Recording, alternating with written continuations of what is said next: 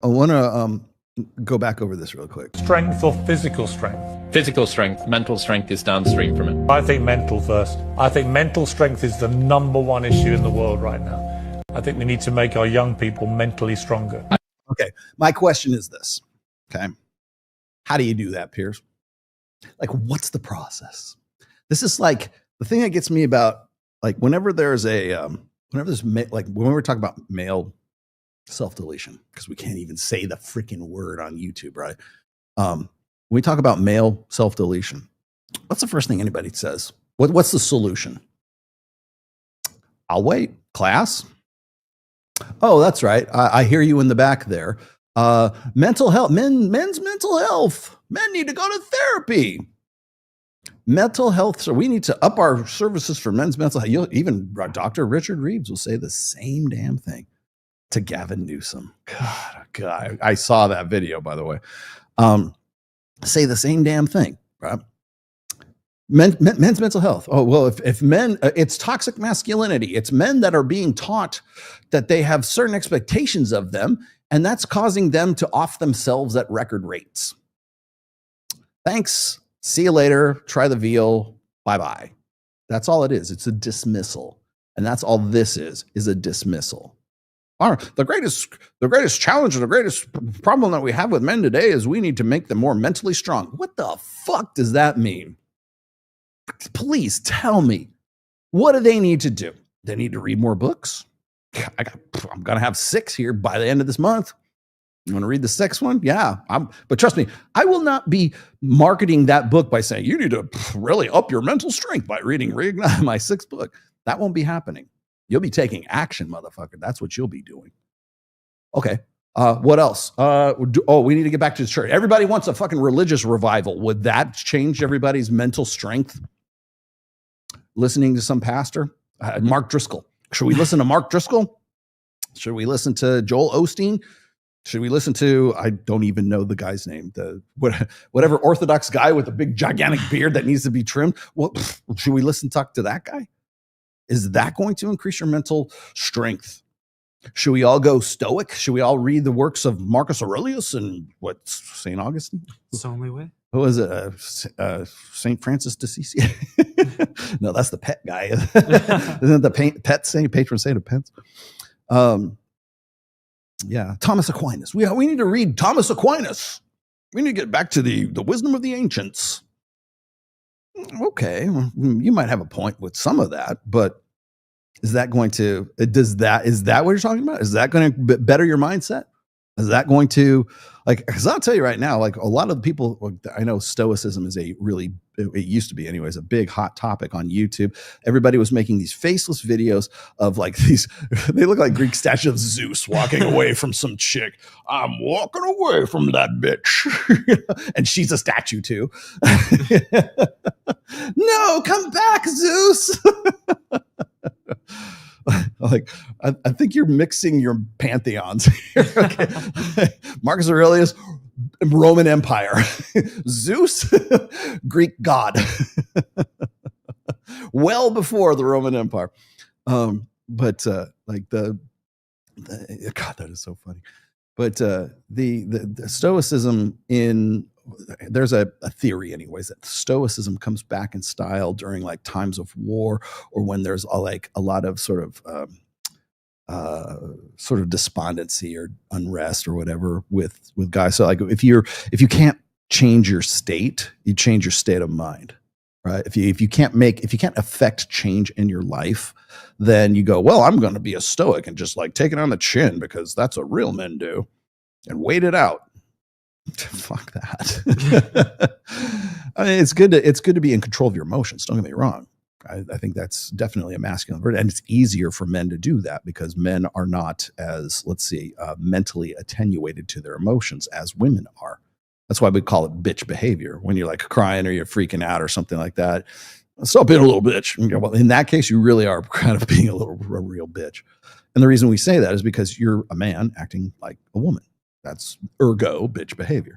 But you're essentially prioritizing emotion over reason. So are there ways to sort of like get your head straight? Yeah. And maybe that's like reading Stoicism. Got it. But don't let Stoicism be a cope. for not doing anything. And that's what I wanted. That was actually the first point I wanted to make today, is a lot of guys are taking the quote unquote inner mindset route. And I'm not saying that inner mindset doesn't have merits. It does. But the thing is I think too many guys are pairing it up to commercialize it. I'll help you get in touch. I'll help you fix your inner game. The thing is taking action and going out and doing stuff in your outer game tends to solve the problems, a lot of the problems of your inner game. So when somebody says like, oh, you need to, forgive your inner child, or we need to go through regression therapy, or we need to, do, it's like this psychotherapy stuff. And it's like, that's bitch behavior. That's what I would expect from a chick. If you're going to say, I'm going to fix your inner game, how? We're going to go squat 450 pounds in the squat rack. Okay, let's do it. That will adjust your attitude immediately. Like my meditation is the squat rack. You will find God in the squat rack. If you're with me, you will find God in the squat rack.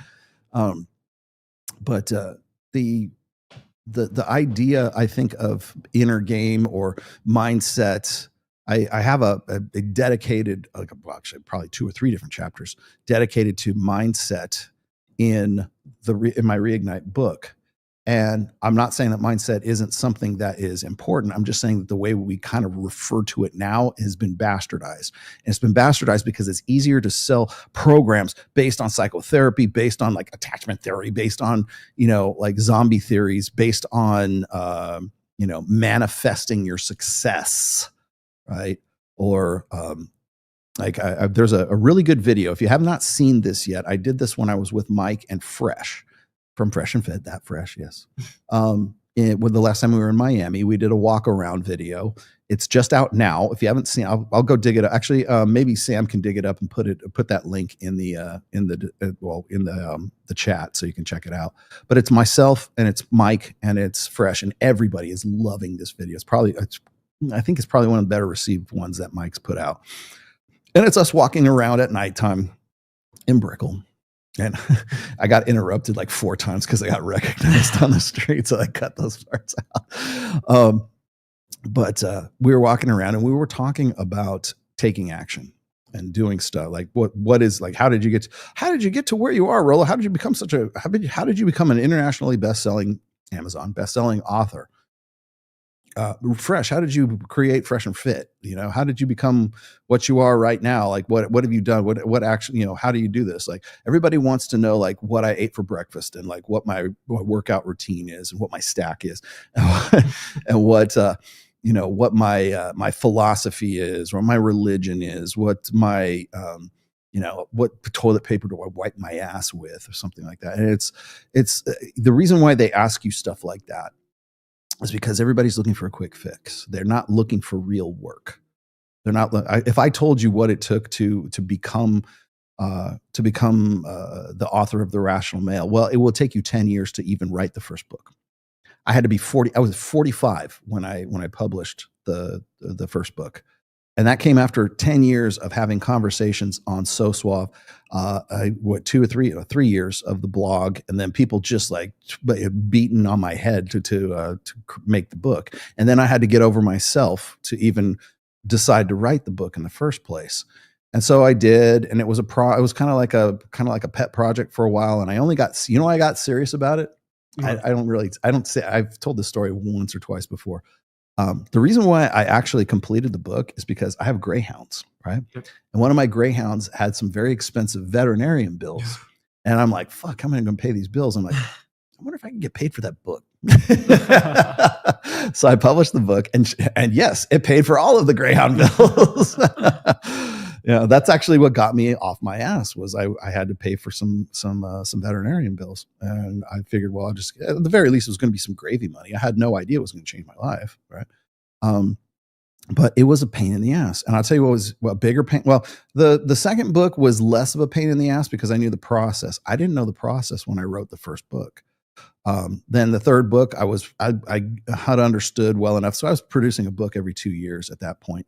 And then I took 3 years to produce and publish The Rational Male Religion, because that was the first book I had written from like scratch. right? It wasn't based on blog posts, or like, it wasn't based on, it wasn't based on collecting stuff like specifically for a topic, like Positive Masculinity was. That's my third book. I had to be bulletproof because it was religion. I went and did interviews, and I talked to people from every racial stripe, every religious stripe that I could, because I knew that if I didn't cite a billion different sources, that has probably the biggest glossary and the biggest sources cited of any of my books. And it was a 400-page book. It took me 3 years to put together and publish. And who kept me going on that whole book and saying, we really need this book? Pat Campbell. He was, this was when he was a very Catholic, Pat Campbell. And he's like, we really need this book. And so, unfortunately, I published it like right after he passed. But yeah, that got me going. He kept kicking me in the ass all the time to do it. And it takes time. It takes action. Good cooking takes time. Ask me who told me that one time. I'll tell you. Good cooking takes time, and it takes perseverance, and it takes hard work. It's not what I ate for breakfast. It's not because I read this, but what are your 5 favorite books, Rollo? So that I can be personally developed like you. Well, I could tell you 48 Laws of Power. I could tell you, Mastery, 33 Strategies of War. I know those are all Robert Greene, but like I could give you 5 books, but that if you're not going to take action, in addition to reading this stuff, there's nothing really I can do for you. So what happens is one of the things I've been noticing recently is that a lot of guys are using sort of this mindset, and sort of inner game, the problem. I need to fix my inner game before I go out and talk to girls. No, you don't. Go out and fucking talk to girls, because that will fix your inner game right there. Just going out, and you have success with women, and you learn social skills and everything. That's going to, the confidence you're going to feel, the fucking swell that you're going to get from, from succeeding or even failing, but learning. Remember, it's still, you can still learn from the game, even if you lose that game. Right. And even just, at least you're doing something. I think what kills me is like, if I say that, or Mike says that, or Fresh says that, like, you have to go out and you have to take action. I have to write the book. I am writing my book, like this, my 6th book right now. I'm editing it. It is a pain in the fucking ass. I have to put my wife off. I have to I'm still getting to the gym. But other than that, it's like everything I do is centers. This show centers on the book getting done. I can't do any hobbies, sports, fun shit. That doesn't happen. I mean, I'm going to go do, I'm going to do Babes in Toyland and all this fun shit this week, right? That's still work. I still have to take action to go and do that. But even still, I got to put in the hours before I can go out and do that, which means I got to get up at like 4 a.m. if I want to get like 2 hours or 3 hours in on writing the book. If that's what it takes, and that's what I'm going to do. And so making more money, doing the grind, whatever you want to call it. Like, I love how people like say, you need to take massive action. Okay, well, yeah, you do. But what is that? How do you get mental strength? How do you get whatever the fuck it is that Piers Morgan seems to think is the cure-all for all of this shit? They're very long on the rhetoric, but they're short on like what you actually have to do. Like, you still have to take action, even if you're going to get your mental state, your mental strength. Mental strength, what are you going to pray for it? You're going to read about it.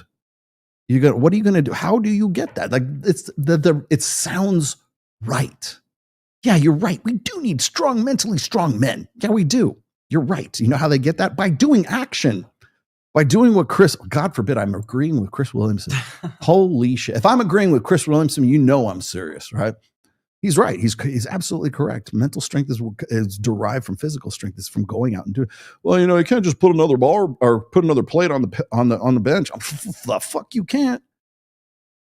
Like, what was it? I don't know I forget what the stats are, because I know it wasn't 16%. But remember when we were talking, Kyle? Remember when we were talking about like how only a certain percentage of like the American men can like bench 225? Oh yeah, it's like is it 16% or is it lower than that? I think it's like 14, something like that. Something like Pretty that. low. Even if it is 14%, right? Like imagine you've been busting your ass and you've been losing weight and you finally put those second plates on there and you do it for like 4 or 6 reps and stuff by yourself. How good is that? Is that going to fucking put you in a better mood? You're goddamn right. It's going to put you in a better mood. It's going to change your endorphins. It's going to change your dopamine. Okay, never mind. Less than 1%. Less than 1%. Dude, that's like my working weight. It says 0.075 wow. Can do or 1 in 1,000 men. 1 in 1,000. And there's 2 in the same room. 2 in the same room. Yes, man, it's a rarity. Yeah, imagine that. Imagine you were never able to do that. And so, God, I can't. I'm trying to get back into the 300 club, you know, 305, bitch. I would love to be able to get back into that. I used to be able to do that in high school. 305. Yep. Or 3. Is it 305 or 315? Well, 315 is for 315. 3 plates. Yeah. To get to drop 3 plates on a bar is somewhat of an accomplishment, I would dare say. But imagine what that does for your mental state. Not to say what it does for your physical state, right? That's pretty fucking good. Like I remember when everybody, like I don't ride with Jordan Peterson very much, but one thing that he did hit on was, make your bed in the morning, right? Why? Oh, that seems really stupid. Why would you want to make your bed? Who cares? Like, no, you did something. You took like something as stupidly simple as making your bed in the morning, right? Because you're taking action. If you don't complete anything for the rest of the damn day, at least you completed making your bed. Give you a sense of completion, right? That's what taking action is about.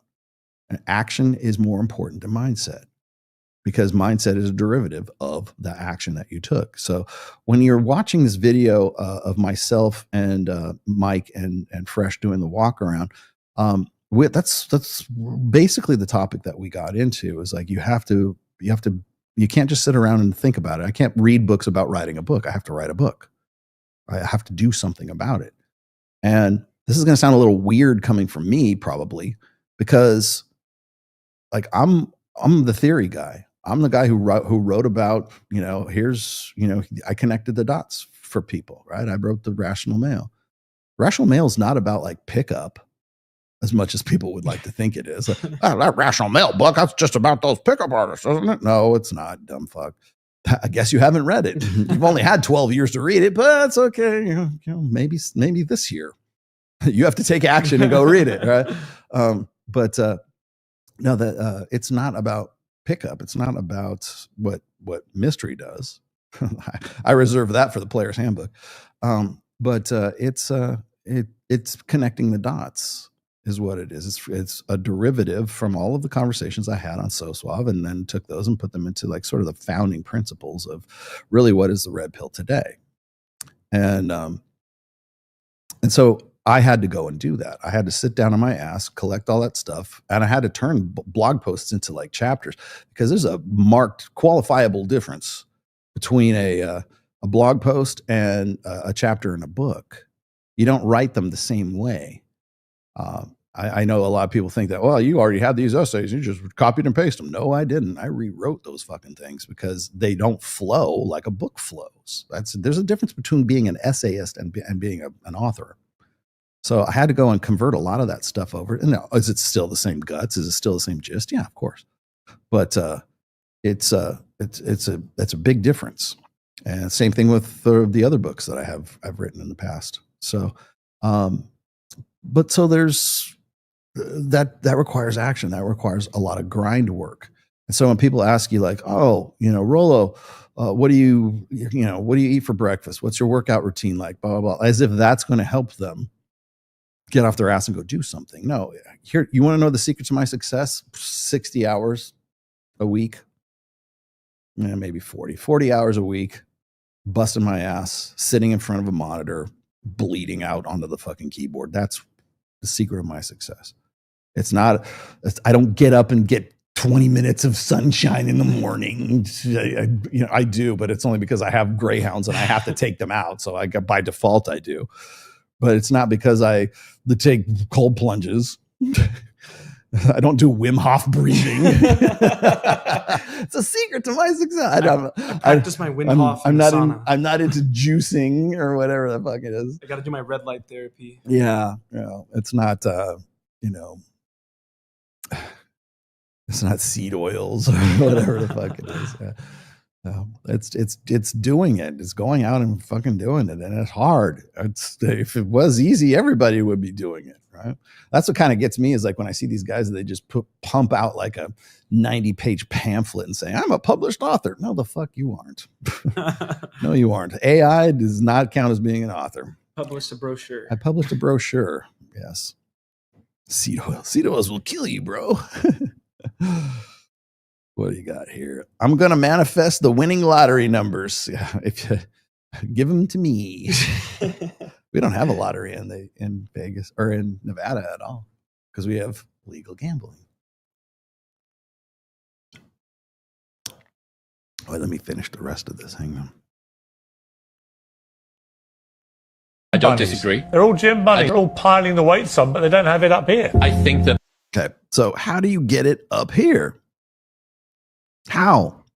Like, I want to know. Like, it sounds right now. The rest of the stuff. Most people are neither. I think that most people have atrophied physically and mentally. And I think that the easiest change that you can do, trying to think your way out of overthinking is like trying to sniff your way out of a cocaine addiction.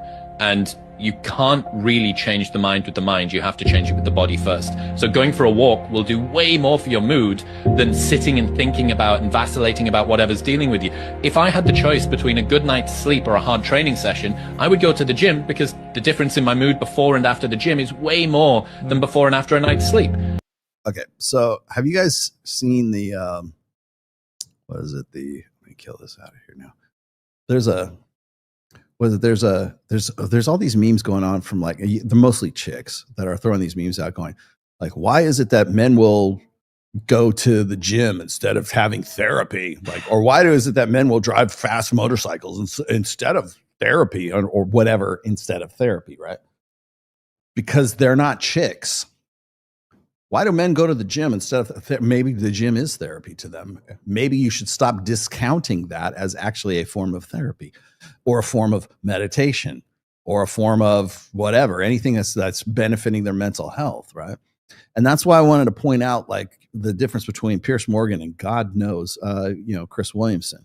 Chris Williamson does lift. I ain't going to lie. He's not in the shape he's in because he doesn't. But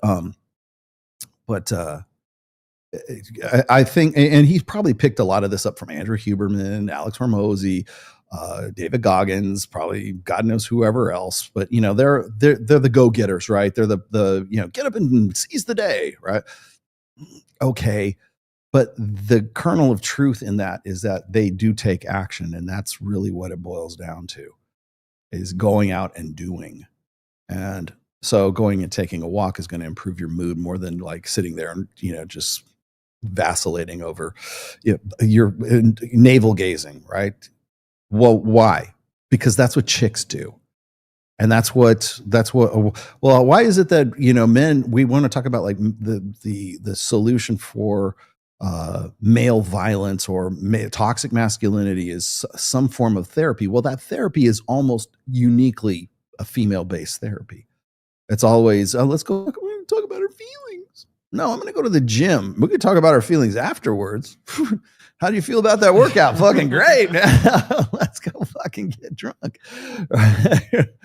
Like, how do you feel about, whatever? Like, if you're in a better state of mind as a result of like going out and doing something, that seems like a no-brainer to me.